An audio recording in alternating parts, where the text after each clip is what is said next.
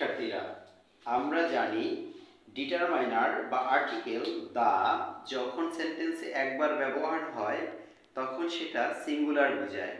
যখন ডিটারমাইনার বা আর্টিকেল দা সেন্টেন্সে দুবার ব্যবহার হয় তখন সেটা প্লুরাল বোঝায়।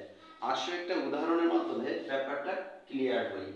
এখানে the MP and minister, the MP and minister যদিও দুটা পদবি দা একবার থাকায় একটা লোককে বোঝাচ্ছে, তাই আনসার ইজ কামিং।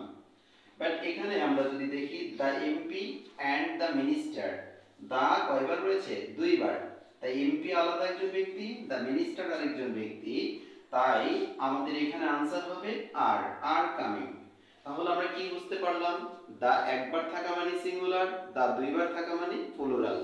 যদি আমরা এই সহজ নিয়মটি বুঝতে পারি তাহলে আপনারা আমাকে একটু কমেন্ট করে জানান তো, the headmaster and the secretary is coming or are coming, comment করে জানিয়ে দিন।